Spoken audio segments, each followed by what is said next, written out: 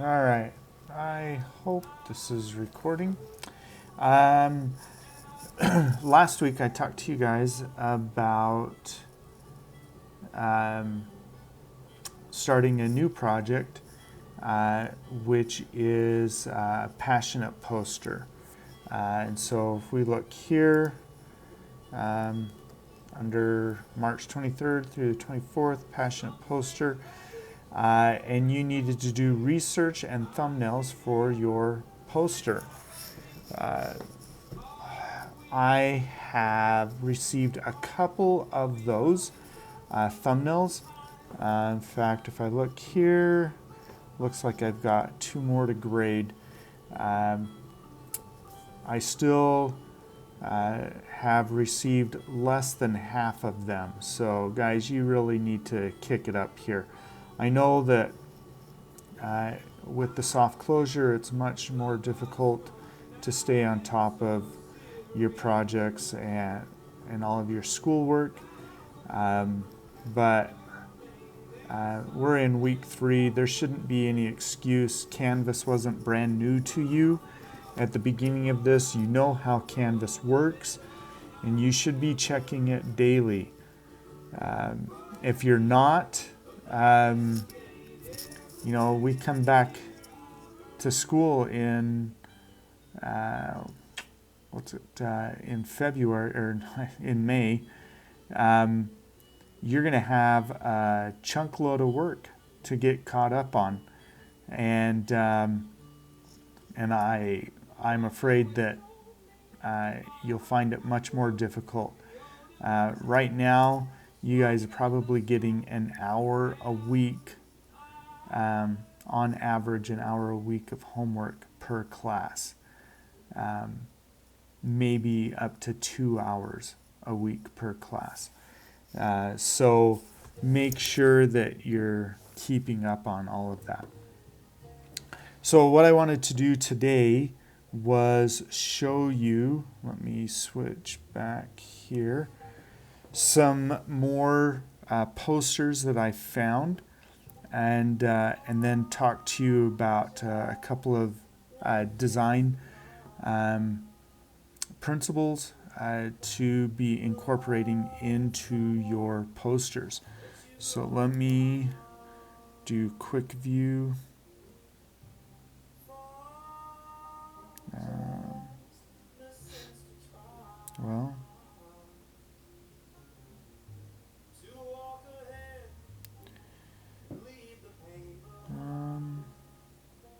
Quick look, sorry. Okay, so I subscribe to this social activist art education group, and the whole reason that I do this is because of the posters that I get from them. I'm not much of a social activist. I believe that it's important, but it's really outside my comfort zone to go and join the picket lines and things like that. But I wanted to show you some of these. This is posterized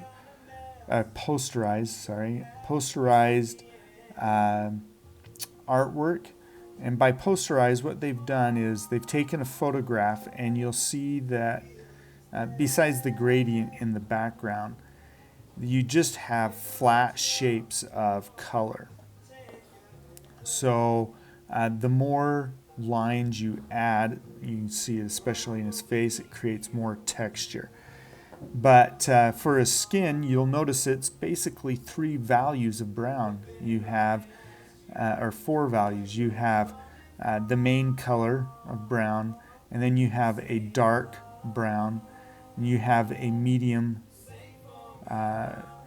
light brown, and then you have a super light brown. So there's your highlights, your lighter midtones, your darker midtones, and then your shadows here. And then this same brown here is also in his shirt. You can see the red folds like highlights, and again we see it that red here in his t-shirt and in his headband and things like that. You can see that the typeface that they're using is very fitting for Native Americans. It kind of has almost a Northwestern Native American look to it. And so I think this is really a really fitting poster. I think the pose of the figure, the hand raised up in a fist, signifying opposition and strength, is very important for the message. You'll see here we have a message, we have a tagline to go with it.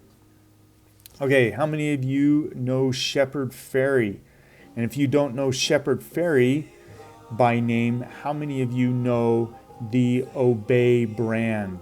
That is Shepard Fairey. He's a graffiti artist, he's still a graffiti artist, but that's where he got started. And Obey, the eyes are from Andre the Giant, famous wrestler.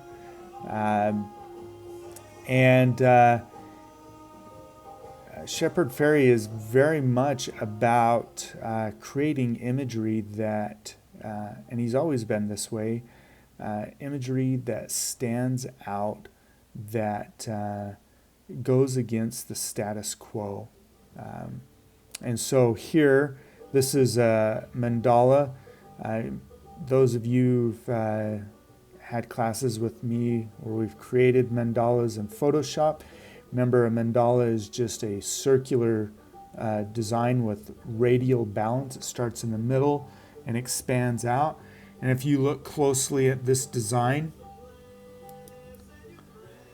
you can see that it is made up of guns, different parts of guns, okay? And the message here is stop the violence, all right? So whether or not you agree with gun control, which is what this poster is all about, I think we can all agree that the design is really beautiful. He takes something that's so mechanical, something that we associate with destruction in the 21st century, and he turns it into a symbol of peace, or he uses parts of it to create a symbol of peace. No pun intended with the peace sign there in the middle. But it works really well. You'll also notice that he uses two colors, light blue and dark blue. I think that was very smart. He has a headline for it. He doesn't have a tagline because the headline says it all. And then he uses the images or the imagery to as his tagline to tell the story. All right, this one is similar, same design. He just changes the headline, ban assault weapons. Okay, oops. And here he changes it to yellow on black. You'll notice here in the center around the piece, it changes a little bit, or it has a slight feel to it being yellow on black. I kind of like the blue on blue, but the yellow on black really stands out strong. Okay, this one, I believe I photographed this one, Live Long, Our 4 Billion Year Old Mother. So this is all about taking care of the planet, and it's hand painted. Where this is created in the computer, this one is very much done by hand. Paint, paper, that's it. Okay? And that's what I want you guys to be doing for this assignment, is using just paper and whatever art materials you have around the house. Crayon, marker, pencil, paint, whatever you can. Okay, this is a great image. This one could have been done in the computer. It could have been done by hand. Either way, well, the text has been done in the computer, but the image itself could have been done in the computer or by hand. It is similar to a woodcut or a linoleum cut print, and it's all about women's rights and the woman speaking into the microphone or screaming into the microphone. It's very energetic by using diagonal lines, that figure at a diagonal, and the hashtag Women's March at a diagonal. It creates that contrast from the very horizontal. Horizontal is lazy, okay? It's things at rest. And I think that the artist creating that juxtaposition or that contrast between the lazy and the dynamic lines makes a stronger statement. Okay, here we see more diagonals with the sun rays in the background. We see that posterized look. I don't think this posterized look is as effective. Okay, this is all about immigration reform, and I think that the message is powerful, but I don't agree that the image is as powerful. And if you notice up here, that is the Obey logo. So this is a Shepherd Ferry poster, but I've seen him do much better with his figures. Kind of disappointed. All right, so here's another Shepherd Ferry. We are humans. Immigration reform now. We've got the roses. And something that's kind of iconic with Shepherd Ferry is the starburst or the sunburst rays that he uses in the background. Okay, this is another Shepherd Ferry. Now this one I think is stronger image. The portrait is less cartoon-like. It still has that posterized look to it, but it's not quite as cartoony. And then another one, I think this one's even stronger. Protect the sacred. And he's got his hashtag in there for the slogan or for the headline.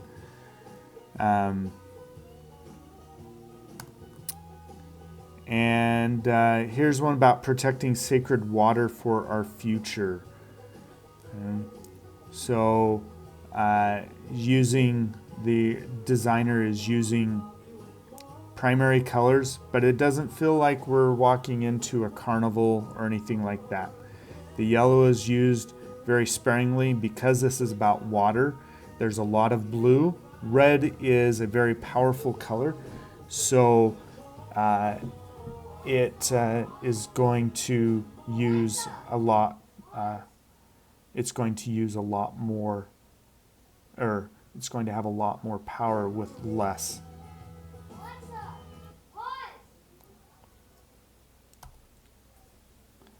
All right, this one is hand painted. This one was computer generated, and Shepherd Ferries were computer generated. This one is really well painted with, I suppose they could have done it in a paint program, but it easily could have been done just with a brush and paint on paper. So come for one, face us all. and then it's also written in a Middle Eastern language. I'm unclear. And then if you'll notice here, some of the symbols on her fabric look kind of almost Native American-like. Whether they are or not, I don't know. I'm going to kind of say that they're not, considering that this is in some kind of a Middle Eastern language. Okay, we will defend each other. Again, in Middle Eastern. I like the sketch. I like this white outline here. This creates a strong contrast so that we're focused here on our figure. And then the little details, such as the tattoo work, the texture in the beard, really help draw us into the figure. And then the headline, we will defend each other, I think is well played in an analogous color to the green background. All right, more Shepherd Fairy. And you'll notice here this was a symbol that he used for the banning assault weapons posters that he did. All right. So, push escape. There we are. So those are some examples. This week, what you need to do is go through your thumbnails, and you're going to choose your best one, and you're going to create a rough comp. Now, this rough comp needs to be done on a fourth of the size of what the final will be done. So if you took a piece of office paper, since that's what I'm envisioning you guys using, that's pretty standard paper around the home, take it, fold it into fourths, cut out one of those rectangles and use that. I want it in color. Now, I'm not going to say, like I did in design and visual communications, that you have to use a specific color harmony. But if we look at these really quickly, look at this. Red, yellow, blue. Okay, monochromatic. So really quick, that's a triadic. That's monochromatic. Okay, this is neither. It's nothing. It's yellow and black. That's not one. All right, here we've got reds, yellows, greens, oranges, and magenta, and a little bit of green. So what have we got going on here? Well, yellow and magenta, that's almost a complementary. Red and green, of course, is a complementary. So where does that orange fit in? They're not using a color harmony. Okay. Red is kind of the strong underlying color of it all, and the green, because it's complementary, really sticks out. So you could almost say that they're doing a split complementary with red, well, an analogous with a split complementary. So red, orange, yellow contrasted with the green. But again, I'm not going to tell you what color harmony to use. This is triadic, red, yellow, blue. Well, where's the yellow? Well, this background is a super light tint of yellow. Red, yellow, blue. Red, yellow, blue. Okay. Here we are monochromatic, or not monochromatic, sorry, analogous, red and yellow. Analogous, red and yellow. Okay, triadic. Okay, now we've got red and green and blue and yellow. So kind of a double complement, not a true double complement, but close to. Okay, analogous, greens and blues. Okay, monochromatic, kind of. All right, so designers are still going to use color harmonies, but they're going to use them very, very loosely. They'll use the color harmony to inspire their color choices, but they're not going to stick to it strictly like what I made you guys do in design and visual communication. So start with a color harmony, but explore beyond what that main color harmony is supposed to be. Push it a little bit if you need to. You're not going to be marked down because you're using more of a turquoise blue instead of a bold ultramarine blue in a triadic red, yellow, blue set. If it works, it works. And that's kind of what designers are focused on today, is if it works, then let it work.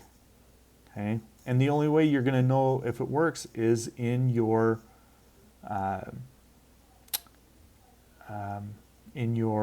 rough comp. If it doesn't look good in the rough comp, then let's change it up. Now, some of you may have digital devices like an iPad or something, or a computer where you can draw out your rough comp.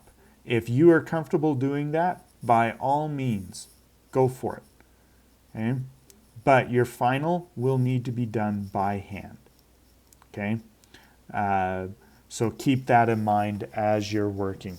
Now, I mentioned that you could also do collaging. Even in your rough comp, I would find your images, but don't get hung up on collaging the rough comp unless you really want to.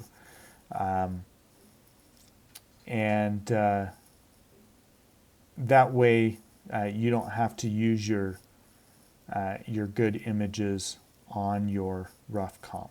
Okay. Remember that a rough comp should be clean. It should look identical or nearly identical to what the finished version will be. This is your proof. This is what you give to clients to determine if they want to go ahead with the project or not, or if there needs to be made revisions or there needs to have revisions made. Okay, that's it for this week, guys. So good luck. Do your best work, and I'll speak with you after spring break. I hope you guys have a fun spring break. I hope you go do something fun and are able to get out of the house, maybe get up in the mountains or something. Can't go camping at the state parks; those are all closed. But definitely go up in the mountains, go fishing, or veg out in your basement for another week. Okay, we'll talk to you later. Bye.